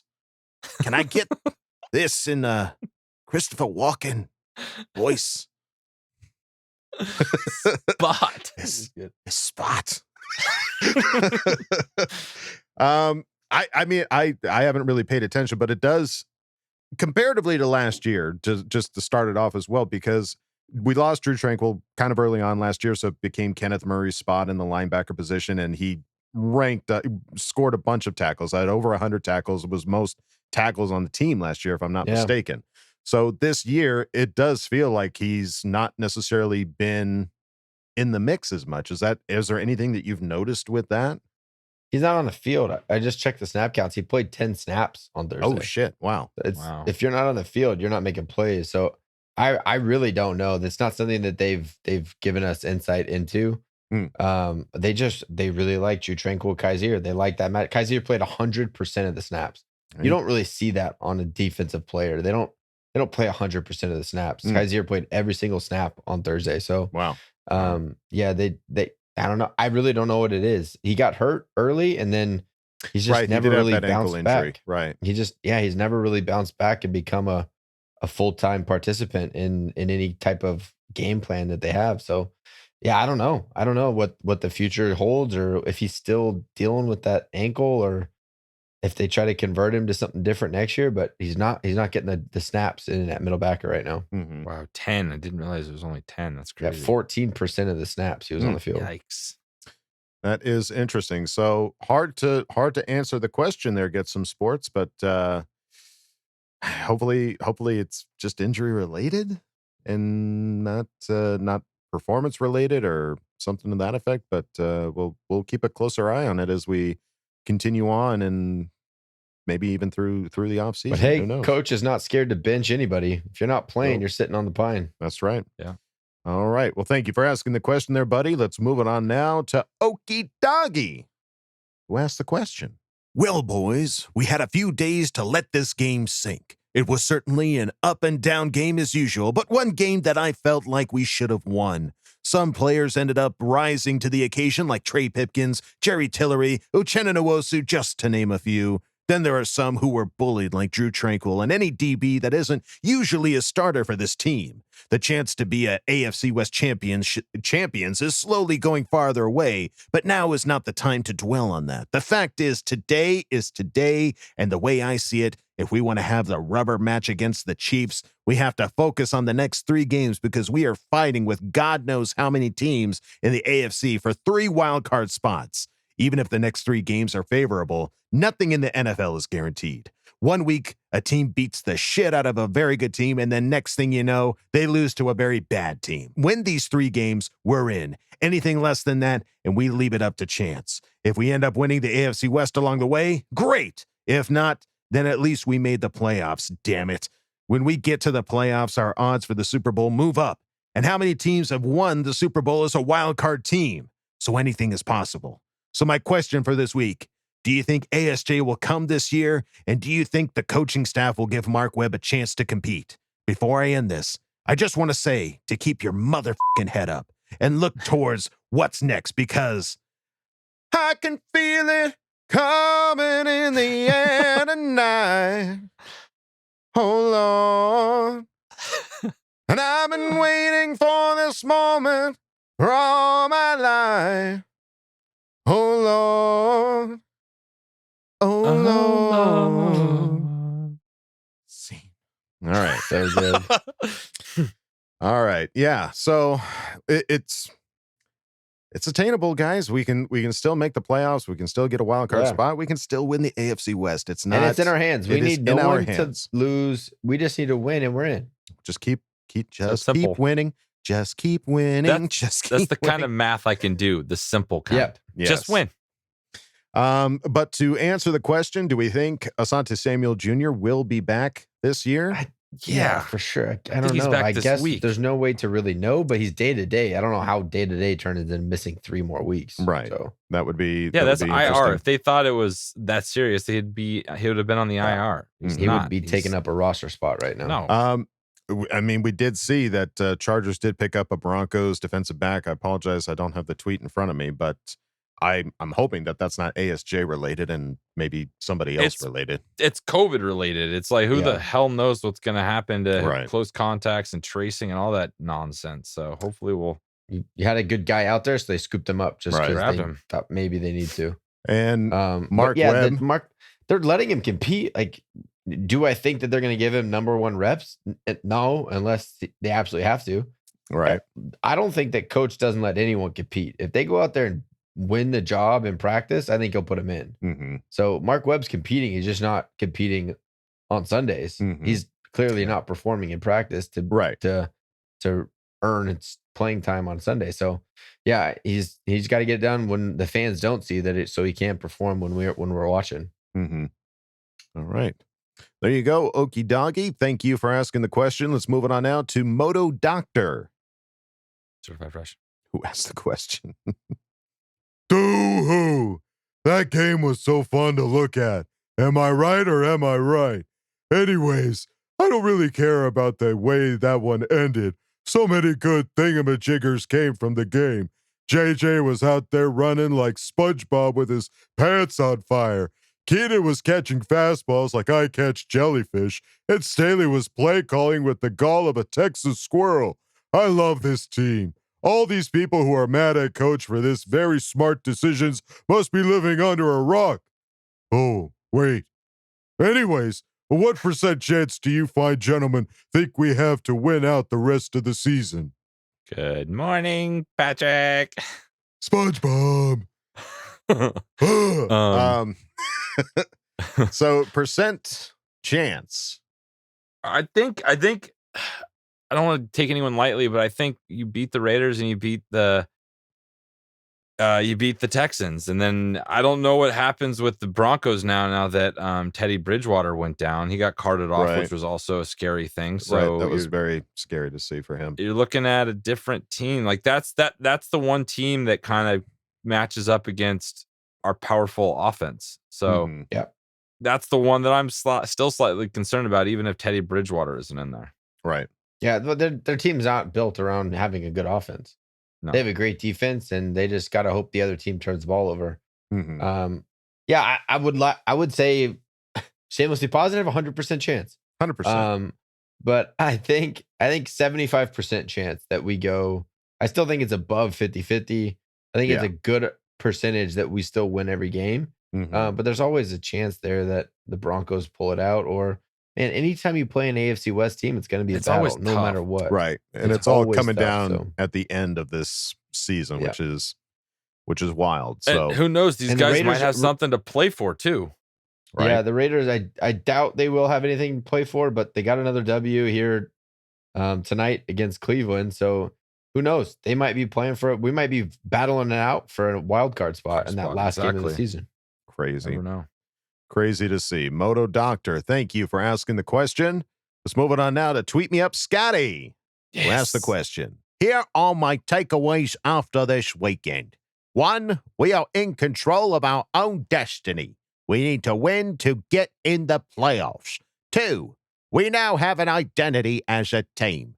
4th and Staley, baby. Get in or get the f*** out. 3, Chiefs are scared and we'll be back. Who is your preferred wildcard playoff opponent? Good question. Preferred wildcard opponent. I mean, obviously, we want to. I think we've already mentioned the Chiefs. Yeah, we want the Chiefs. We want to. We want to spank redemption. them. Yeah, a little redemption.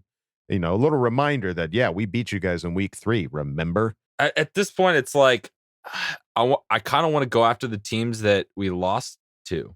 Like, if that is an option, like Baltimore, that would be. I don't know if necessarily think it's a great matchup for us, but I want to go beat the teams that beat us. Like, I want to have a statement playoff game that has some like extra thing behind it. You know what I mean? A team we've already played before. So that's kind of how I feel about it. But if we ran into the Bills or ran into one of these other teams, I think we match up well against most, if not all, the teams that are currently in the playoff picture right now. Mm-hmm. Yeah, any team's good. It's just going to be a matter of who do I want to beat the most? It's hands down the Kansas City Chiefs. Yeah. Chiefs. That would be the sweetest victory, is kicking them out of the playoffs and stopping them from going to a 3rd straight Super Bowl. There you go. Yeah. Hell yeah. Would love to see that. Hell yeah, baby. Tweet me up, Scotty. Thank you for asking the question. We move it on now to Supercharger, a.k.a. Mike Modlin, who asked the question. Oh, I would like to know if Bolt Chat Coach has a Bolt history moment he would like to know more about, and what all of you are planning for Christmas. And Wolldog, please address all this as Santa Claus. Oh! Popo Gijo. Popo Gijo. All right.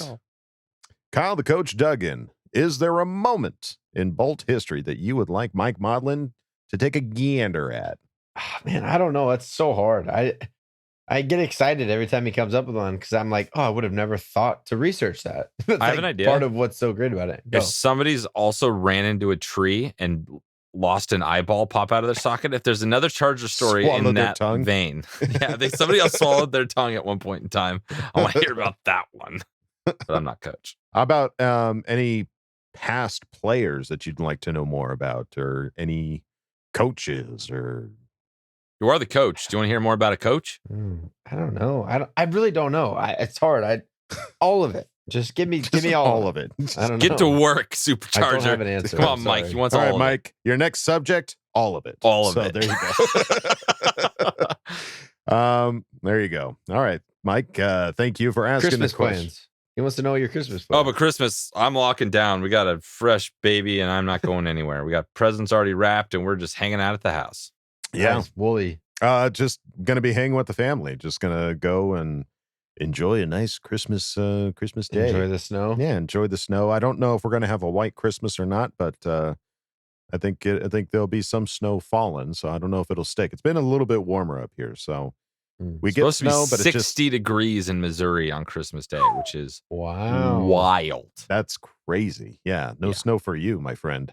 Snow for you. There you go, Mike. Thank you for asking the question. Let's move it on now to Staley's Nuts and Bolts, Certified fresh. who asked the question. Shit. We should not have won that game.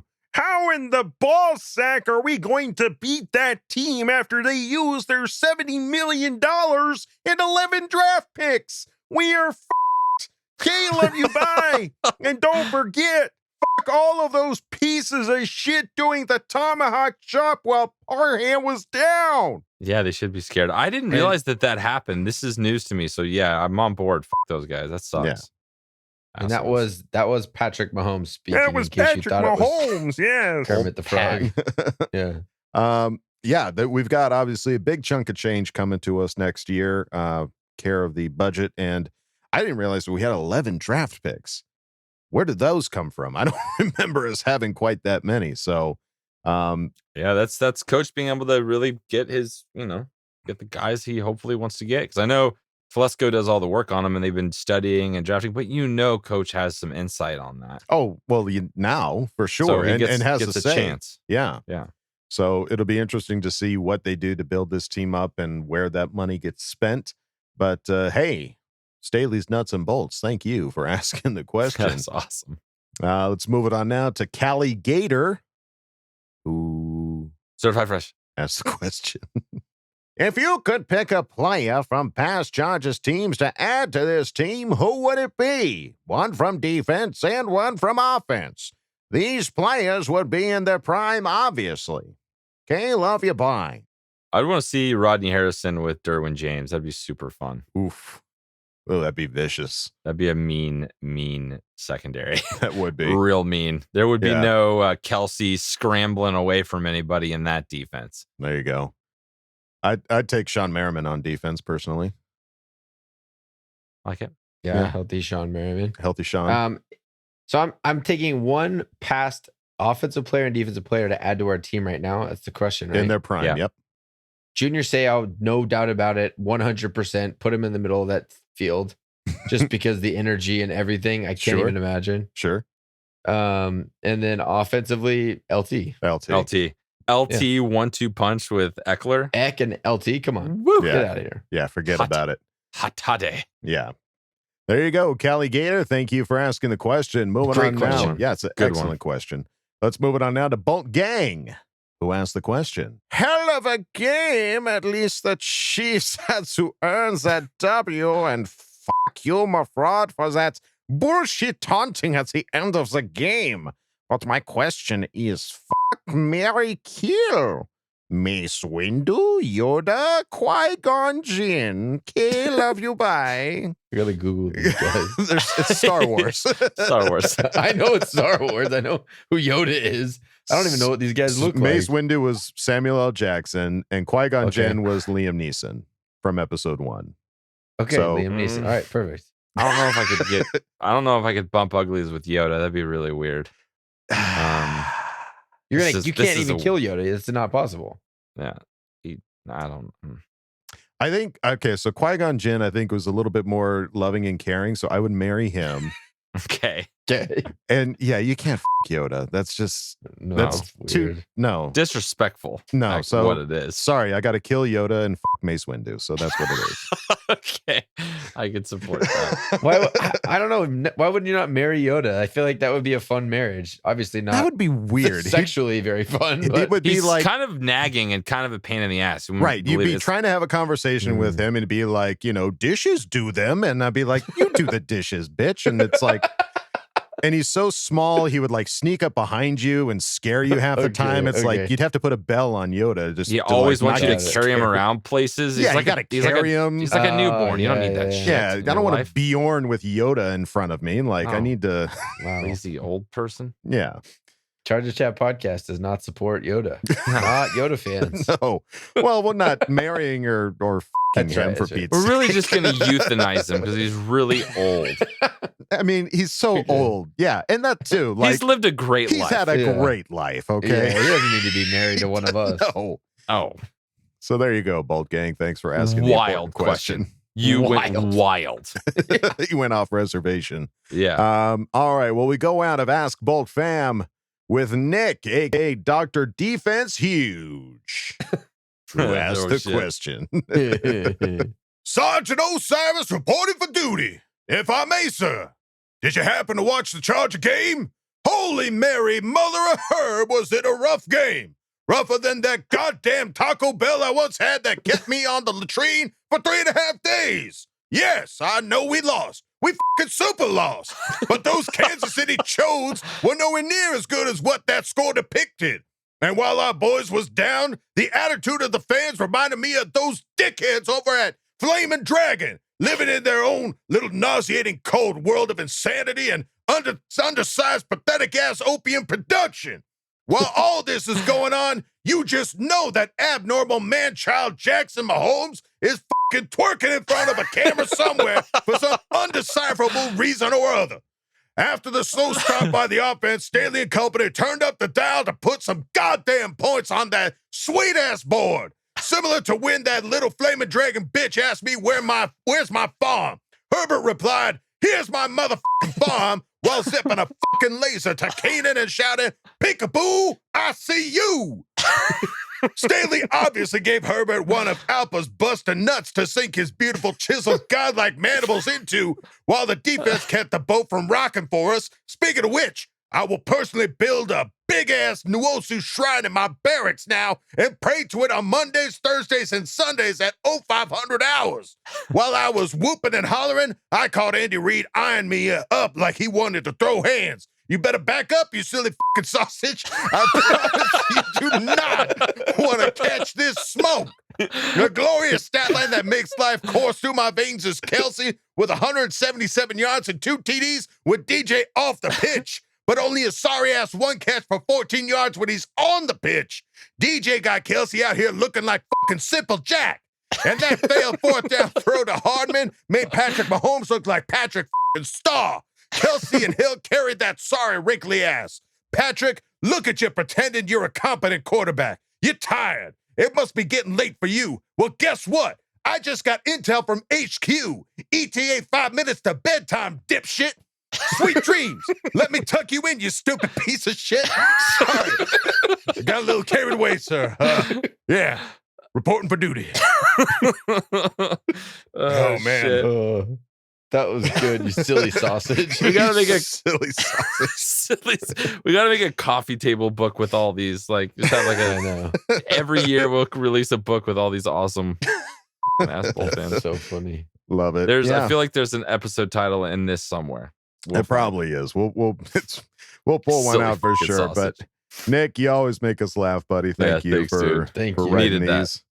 And thank you, everybody in the Ask Bolt fam. Again, we appreciate every single one of you guys for reaching out and talking to us and giving us the giggles, because we need it, especially after games like that. But before we go out of this Charger Chat episode, we have to look on to the next game. It is against the Texans on December 26th, day after Christmas. Everybody's had their Christmas gifts, and the Chargers go out there and hopefully give us one more extra one a day later. So, guys, what are our Bolt predictions?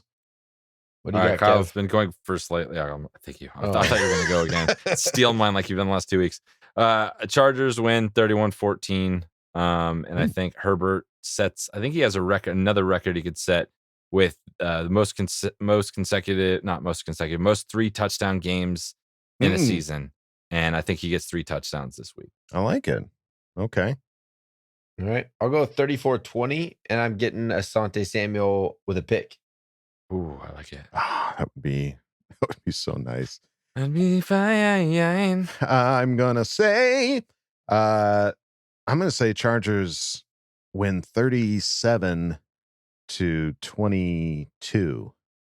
Ooh, Nice. wild. And I'm gonna say Andre Roberts brings it to the Texans and runs back a touchdown. I know I've thrown that up a couple times, but it would just be No just that chipping? much sweeter against the Texans. yeah. So, So he's got a clear COVID protocol, and then he runs one back. Absolutely. To repay for Yep. last week. yes, Deal. there you go. Bold. All right. Bolt predictions in the books there, folks. That's going to do it for us here at Charger Chat. Don't forget to bolt up, because we're ready for any squad, any place. Okay, love you. Bye. Okay, love you. Bye. Can't love you, bye. Bitch. And now, a word from our sponsors. Do you find yourself constantly looking back?